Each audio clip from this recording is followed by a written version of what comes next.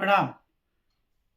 दिल्ली सरकार जब से बनी है तब से लगता है कि उन्होंने निश्चित किया है कि जो पिछले 10 सालों की जो केजरीवाल की सरकार की जो तथाकथित उपलब्धियां रही हैं, उनको तथ्यों के साथ उजागर किया जाए और हर बात का जवाब जो वो पहले विधानसभा में नहीं दे पाते थे क्योंकि संख्या कम थी और उनको बुलडोज कर दिया जाता था और जो विधानसभा अध्यक्ष थे उनको बाहर भेज देते थे, मार्शल से निकलवा देते थे। अब ऐसा लगता है कि जैसे को तैसा टिट फॉर टैट ऐसी नीति पर बीजेपी की जो दिल्ली की सरकार है वो चल रही है। रोज खासकर जो विधानसभा का जो सत्र चल रहा है उसमें जो बीजेपी के जो मिनिस्टर्स हैं जो जवाब दे रहे हैं, जो राज्य उपराज्यपाल का जो अभिभाषण हुआ उसका जो जवाब दे रहा है, उसकी चर्चा में जिस तरह के जो तथ्य सामने रख रहे हैं और अरविंद केजरीवाल और आम आदमी पार्टी को घेर रहे हैं, वो सच में एक बहुत दिनों के बाद ऐसा लगा कि जो दिल्ली बीजेपी है खासकर वो जग गई है और अब कोई भी मौका नहीं छोड़ना चाहती। तो आज हम उसके बारे में बात करेंगे। तो सबसे पहले जो 3-4 बयान जो अभी लास्ट 2 या 3 दिन में जो दिल्ली विधानसभा का जो सत्र चल रहा है उसके थ्रू बाहर पता लगे, मीडिया में आए हैं, उनके बारे में आज हम बात करेंगे। जो और उसमें सबसे बड़ा जो बयान मुख्यमंत्री रेखा गुप्ता का खुद का है। आपको याद होगा जब केजरीवाल बार-बार विधानसभा में चिल्लाकर कहते थे कि मैं बनिए का बेटा हूँ, मुझे हिसाब-किताब आता है, मैं रेवेन्यू ऑफिसर रहा हूँ, मैं इंडियन रेवेन्यू सर्विस मैंने काम किया है और बार-बार अपनी कास्ट का मैं बनिए का बेटा हूँ, मुझे हिसाब आता है, मुझसे मत पूछो कि मैं पैसा कहाँ से लाऊँगा और क्या होगा। तो आज उसका उसी बात पर रेखा गुप्ता का जो आप जवाब सुनोगे तो सच में आपको लगेगा कि सच में ये कोई ना ऐसा मिला है शेर को सवा शेर जो केजरीवाल को उसी की भाषा में जवाब दे रहे हैं। तो रेखा गुप्ता ने ऐसा क्यों कहा? रेखा गुप्ता ने विधानसभा में जब राज्यपाल के जो अभिभाषण का जवाब दे रही थी तो उस समय उन्होंने इस बात को जो वो बोलते थे कि बनिए का बेटा हूँ, उन्होंने कहा कि मैं भी बनिए की बेटी हूँ और मुझे भी पता है पैसे कैसे बचाने। लेकिन उनका कहने का तरीका देखिए क्योंकि उन पर बार उन्होंने कहा कि जब हमने शपथ ग्रहण होने के बाद जब हम कैबिनेट की मीटिंग के बाद जो जो सीएम का ऑफिस होता है वहां गए और वहां पे चार्ज संभाला तो वहां पे एक बुके जो फूलों के बुके होता है वो बार बार सभी के द्वारा यूज किया जा रहा था और उसका एक वीडियो क्लिप बहुत वायरल हुआ और खासकर आम आदमी पार्टी ने उस वीडियो क्लिप को वायरल किया कि देखिए बार बार एक ही बुके को यूज किया जा रहा है। तो उसका उन्होंने बहुत अच्छा इस्तेमाल किया। रेखा गुप्ता ने विधानसभा में कहा कि मैं बनिए की बेटी हूँ, क्या अगर मैंने एक बुके का इस्तेमाल बार बार किया तो ये तो अच्छा है, होना चाहिए, इसमें क्या गलत है, पैसा बचाया। तो देखिए कहाँ पे इस बात का उन्होंने उल्लेख करके जो केजरीवाल की जो बनिए का बेटा हूं मैं पैसा बचाता हूं उसी बात का जवाब दिया है। बहुत अच्छा, बहुत खूब। ये मतलब ऐसा लग रहा है कि हर बात का जवाब जो बीजेपी के लीडर्स हैं उन्होंने सोच लिया है कि बात का जवाब बात से, और एक भी बात भूले नहीं है जो पिछले 10 सालों में जैसे जैसे खासकर जो विधानसभा की जब कार्रवाई होती थी, जिस प्रकार विधानसभा अध्यक्ष तत्कालीन जो बीजेपी के पहले जो 2015 से बीच में 3 एमएलए, 15 जो 20 से 25 के बीच में जो 8 एमएलए थे उनको बुलडोज कर देते थे, उनको बोलने नहीं दिया जाता था, उनको बाहर भेज देते थे, मार्शल बुला लेते थे, सस्पेंड कर देते थे, कई बार तो हाई कोर्ट तक जाना पड़ा सेशन अटेंड करने के लिए। तो जब से बीजेपी के जो रोहिणी से विधायक है विजेंद्र गुप्ता, उनको प्रेसिडेंट बनाया है विधानसभा, सॉरी स्पीकर बनाया है विधानसभा का, तो वो उस बात का मैं ये तो नहीं कहूंगा बदला, लेकिन उस बात का उन्होंने बखूबी याद रखा है। और पहले ही दिन जब जो विधानसभा का सत्र शुरू हुआ उसी दौरान 22 जो आम आदमी पार्टी के विधायक उनको उन्होंने निलंबित कर दिया। 28 मार्च तक किया था, तो शायद अब जो अगला दिन जो विधानसभा का होगा 3 मार्च का उसमें शायद वो आए। तो उन्होंने क्यों किया? क्योंकि उन्होंने हंगामा किया, और हंगामा किस लिए किया कि वो चाहते नहीं थे कि जो सीएजी की रिपोर्ट आने वाली थी या जो विधानसभा में जो अभिभाषण हो रहा था जो उपराज्यपाल का उसके ऊपर चर्चा हो रही थी, तो वो उस तरह से उन्होंने हंगामा शुरू किया। लेकिन विजेंद्र गुप्ता तो खुद भुगत भोगी रहे हैं जब उनको बुलडोज किया गया था, बाहर फेंका गया था मार्शल के थ्रू। तो आज उन्होंने जब वो विधानसभा स्पीकर की पोस्ट पर बैठे तो उन्होंने कोई भी कोताही नहीं बरती। जैसे ही उनको लगा कि यहाँ पे ये ब्रीच हो रहा है, जो विधानसभा के जो रूल्स हैं उसके अगेंस्ट जा रहे हैं, जो आम आदमी पार्टी के 22 विधायक चुन कर आए हैं, तो उन्होंने अपनी पावर का इस्तेमाल किया और उनको सस्पेंड किया 5 दिन के लिए। तो ये आप याद रखिए जैसा बीजेपी के साथ किया, आज विजेंद्र गुप्ता स्पीकर की जो चेयर की पोस्ट होती है उसके थ्रू उन्होंने रूल के थ्रू ऐसा किया। तो ऐसा नहीं कि उन्होंने बदला लिया, लेकिन उनको याद दिला गया कि आप कैसे करते थे। अब आप सोचिए जब आप करते होंगे तब हमको कैसा लगता होगा। तो ये एक दूसरा पॉइंट मैं आपसे डिस्कस करना चाहता था। तो विधानसभा में जो रेखा गुप्ता ने बोला मैं बनिए की बेटी हूँ, तो बनिए का बेटे का जवाब दिया। और जैसे विजेंद्र गुप्ता ने जो सस्पेंड किया एमएलए, जो आम आदमी पार्टी के एमएलए हैं, उनका जवाब ऐसे दिया कि जो बीजेपी के जो विधायक थे उनको सस्पेंड किया जाता तो कैसा लगता था। तो दूसरा ये, तीसरा प्रवेश वर्मा जो मिनिस्टर हैं अब, उन्होंने बहुत ही चुभती हुई बात की। और मुझे लगता है केजरीवाल को ये बहुत ज्यादा चुभेगी। उन्होंने एक अपने ड्रॉर से एक रेनल्ड का जो 5 रुपए का जो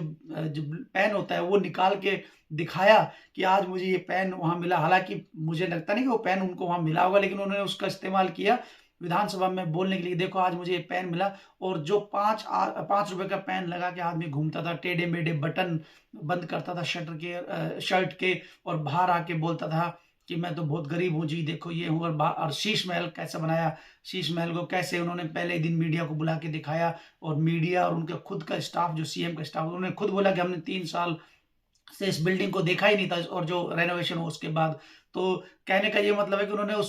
उस पर चोट की जहां पे सबसे ज्यादा भारी चोट लगेगी केजरीवाल को, जो उनका जो एक ओहदा था कि मैं गरीब आदमी हूँ, जो पेन लगा के चलते थे 5 रुपए का, और जो शर्ट के बटन ऊपर नीचे बंद करके बाहर लटकी हुई शर्ट और मफलर, तो वो एक छवि बनाने की कोशिश, उसको ध्वस्त कर दिया, बिल्कुल ध्वस्त कर दिया। और जो शीश महल, तो उसका रिलेशन ये रहा कि 5 रुपए का पेन लगा के बाहर घूमता है लेकिन शीश महल बनाता है। हमने जनता के लिए खोला, मीडिया के लिए खोला शीश महल का, जो अब एसआईटी बनेगी या जो भी इंक्वायरी होगी पीडब्ल्यूडी के कौन कौन अधिकारी इन्वॉल्व थे, ये सब बाहर आएंगी। तो ये बहुत बड़ी एक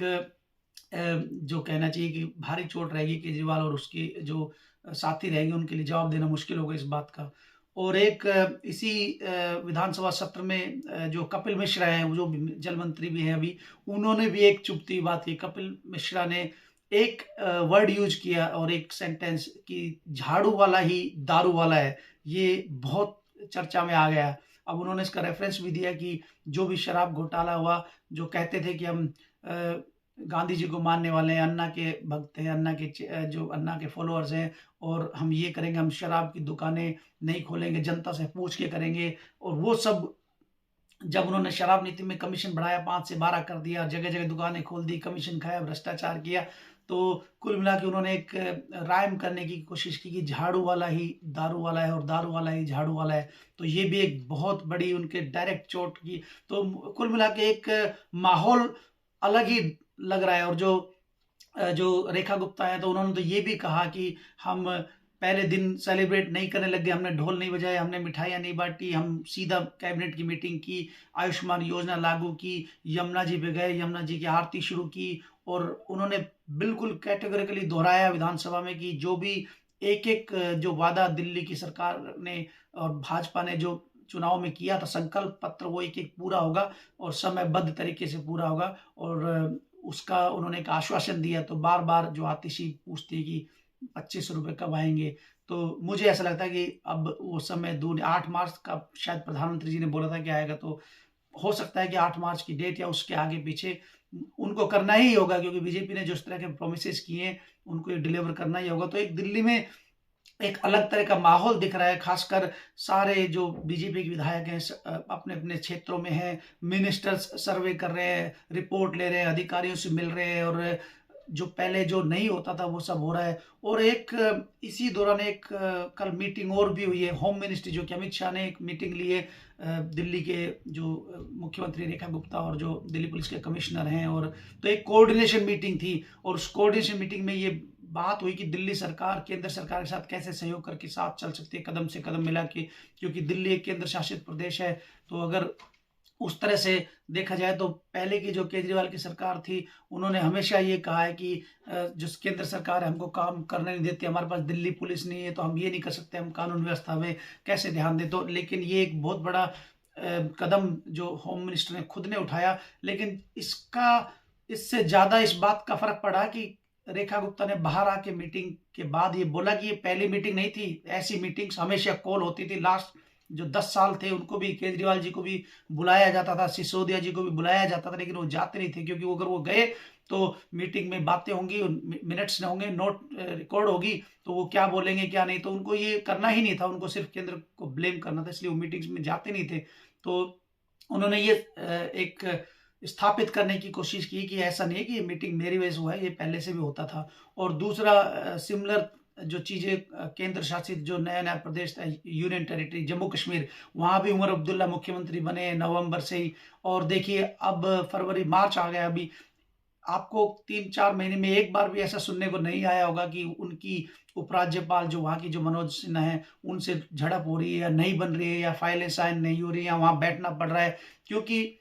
उमर अब्दुल्ला को समझ में आ गया है कि यूनियन टेरिटरी में अगर काम करना है तो केंद्र के साथ मिलकर चलना ही होगा, एलजी के साथ मिलकर चलना होगा, ना कि कॉन्फ्लिक्ट का जो रास्ता है उसको छोड़ना होगा। तो उमर उमर अब्दुल्ला ने बहुत अच्छा रास्ता, बहुत अच्छा, और उनको उनके लिए अच्छा है, क्योंकि भारत सरकार भी चाहती है कि कश्मीर में डेवलप हो, कश्मीर में प्रोजेक्ट्स आएँ, विकास हो, तो वो फंड तो केंद्र से ही आएगा। तो उमर अब्दुल्ला बहुत अच्छा काम कर रहे हैं, यही काम रेखा गुप्ता शुरू किया है। अगर यही काम केजरीवाल करते, हालाँकि दोनों की सोच अलग है, वो पॉलिटिक्स अलग होती है, लेकिन जब आप एक बार चुनकर सीएम बन जाते हो, तो आपको साथ मिलकर चलना होता है। तो ये जो छोटी-छोटी बातें 4-5 दिन में, 6 दिन में हुई हैं, मुझे लगा कि आपसे बात करूँ, तो कुल मिला के मुझे बहुत ये एक कहते हैं बिल्कुल संकोच नहीं है कि दिल्ली की जो नई सरकार है, नई बीजेपी है, ये कोई भी मौका नहीं छोड़ेगी केजरीवाल को घेरने में। और आपने कैग के बारे में तो सुना ही होगा, जो मैंने कैग के बारे में अलग वीडियो बनाया, जो सीएजी की रिपोर्ट आई थी दारू घोटाले को, शराब घोटाले को लेकर, उसके बारे में तो मैंने एक छोटा वीडियो बनाया था, तो उसकी रिपोर्ट तो पूरी चर्चा में है, कैसे 5 से 12% कमीशन किया गया, कितनी शराब की दुकानें खोली गई, किसको कमीशन मिला, क्यों, कैसे प्रोसेस को बाईपास किया गया, कैसे 2000 करोड़ का रेवेन्यू लॉस हुआ, टेंडर नहीं निकाले गए, ये तो ये सब बातें तो हैं ही, वो तो सब आप पब्लिक डोमेन में हैं ही हैं। तो मुझे लगा आपको इस बारे में बात करूँ, आप अपनी राय कमेंट सेक्शन में बताएँ, और वीडियो को लाइक करें, सब्सक्राइब अवश्य करें, शेयर करें। अगर अच्छा लगता है तो प्लीज़ कमेंट करके बताएँ, इससे आप मेरा हौसला बढ़ेगा और अगली वीडियो बनाने में मुझे अच्छा हौसला मिलता है, आपका सहयोग ज़रूरी होता है। क्योंकि अगर आप सिर्फ़ देख के चले जाते हो, तो फिर मुझे ऐसा लगता है कि मैं क्या वीडियो ऐसे ही बना रहा हूँ, तो मुझे लगता है कि आप अगर सब्सक्राइब करेंगे, शेयर करेंगे,